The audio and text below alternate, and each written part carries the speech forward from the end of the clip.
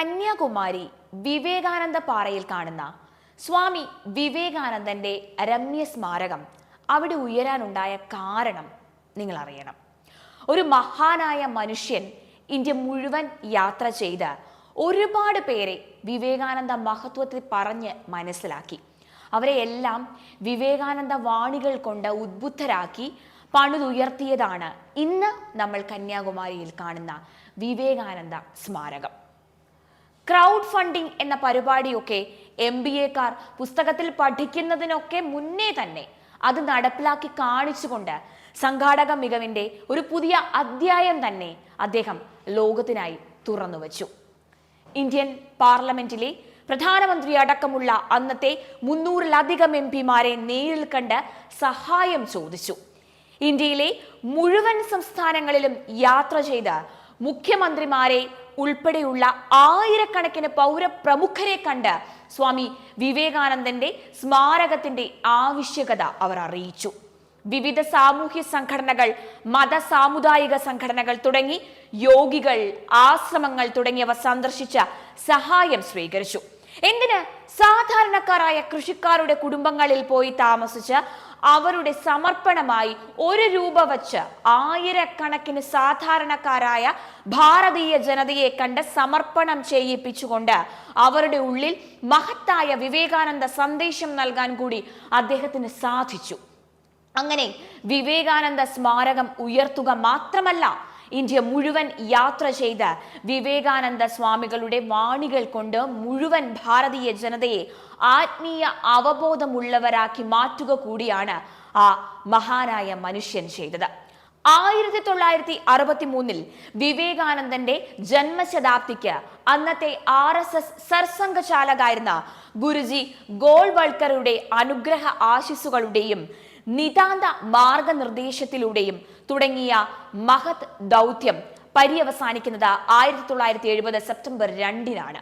അന്നേ ദിവസം ഇന്ത്യൻ രാഷ്ട്രപതി VV ഗിരി ഇന്ന് നിങ്ങൾ കാണുന്ന കന്യാകുമാരിയിലെ വിവേകാനന്ദ സ്മാരകം രാഷ്ട്രത്തിന് സമർപ്പിച്ചു. മഹാനായ അദ്ദേഹം ആര് എന്നല്ലേ? RSS പ്രചാരകനായ ഏകനാഥ റാണ്ഡെയാണ് ആ സംഘാടകൻ.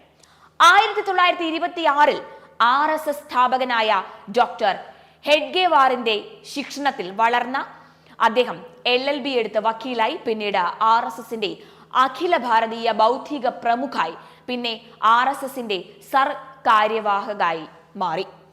ആ സമയത്താണ് സ്വാമി വിവേകാനന്ദന്റെ പ്രബോധനങ്ങളെ കുറിച്ച് പുസ്തകം രചിക്കുകയും വിവേകാനന്ദ സ്വാമികളുടെ സന്ദേശം എന്നും ഭാരതീയർക്ക് ദിശാബോധം നൽകുവാൻ എന്നും ഉണ്ടാവണമെന്ന് ആഗ്രഹിക്കുകയും അദ്ദേഹം ചെയ്തത്. 1962 ഇക്കാര്യം അന്നത്തെ RSS തലവനായിരുന്ന ഗുരുജി ഗോൾവൾക്കറെ അറിയിച്ചപ്പോൾ 2 കൈകളും ചേർത്ത് വച്ച് അദ്ദേഹം ഏക്നാഥ് ജിയെ അനുഗ്രഹിച്ച് ആശീർവദിച്ച് മാർഗനിർദ്ദേശങ്ങളെല്ലാം നൽകി. അദ്ദേഹത്തെ RSSന്റെ ചുമതലകളിൽ നിന്നും സ്വതന്ത്രമാക്കി കൊടുത്തു.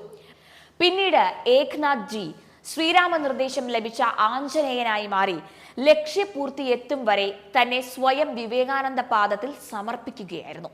തൊട്ടടുത്ത 2 വർഷത്തിനുള്ളിൽ കന്യാകുമാരിയിൽ തന്നെ വിവേകാനന്ദ കേന്ദ്രവും അദ്ദേഹം പണി കഴിപ്പിച്ചു. അദ്ദേഹത്തിന്റെ ഭൗതിക ശരീരം അടക്കം ചെയ്തത് നിങ്ങൾക്ക് അവിടെ കാണാവുന്നതുമാണ്.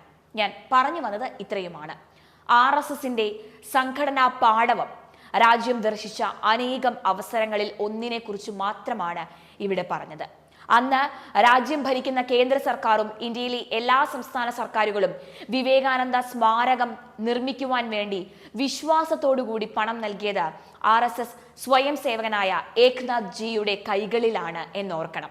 അതുകൊണ്ട് ആ തല ഉയർത്തിപ്പിടിച്ച് വിവേകാനന്ദ സ്മാരക മന്ദിരത്തിൽ നോക്കി സ്വയം സേവകർ നമസ്തേ സദാവത്സലേ മാതൃഭൂമി എന്നൊരൽപ്പം ഉറക്കെ നെഞ്ചു വിരിച്ച് അഭിമാനത്തോടു കൂടി തന്നെ പാടും. അന്നത്തെ കോൺഗ്രസ് സർക്കാരും മുഴുവൻ സംസ്ഥാന സർക്കാരുകളും അന്ന് വിവേകാനന്ദ സ്മാരകം പണിയാൻ ഏക്നാഥ് ജിക്ക് സഹായം നൽകിയപ്പോൾ ഒരു സംസ്ഥാനം മാത്രം ഒരു സഹായവും നൽകിയില്ല എന്ന് മാത്രമല്ല, സ്വാമി വിവേകാനന്ദനെ അധിക്ഷേപിച്ച് ഏക്നാഥ് ജിയെ ഇറക്കി വിട്ടു. പിൽക്കാലത്ത് ഏക്നാഥ് ജിയുടെ സംഘടന ഇന്ന് ഇന്ത്യ ഭരിക്കുമ്പോൾ അന്ന് വിവേകാനന്ദനെ അപമാനിച്ച ആ മുഖ്യമന്ത്രിയുടെ ആശയ സംഹിതയെ ഇന്ത്യൻ ജനത കാർക്കിച്ചു തുപ്പി മൂലയ്ക്ക് ഒതുക്കി എന്നത് കാലത്തിന്റെ പകരം ചോദിക്കാനായി വേണമെങ്കിൽ നമുക്ക് കണക്കാക്കാം. അന്ന് സ്വാമി വിവേകാനന്ദനെ അപമാനിച്ചുകൊണ്ട് സ്മാരകം പണിയാൻ 10 പൈസ തരില്ല എന്ന് പറഞ്ഞ ആ മുഖ്യമന്ത്രി ഉണ്ടായിരുന്നു. മറ്റാരുമല്ല, അന്നത്തെ കേരള മുഖ്യമന്ത്രി സഖാവ് ഏലംകുളം മനക്കൽ ശങ്കരൻ നമ്പൂതിരിപ്പാട് എന്ന EMS ആണ്.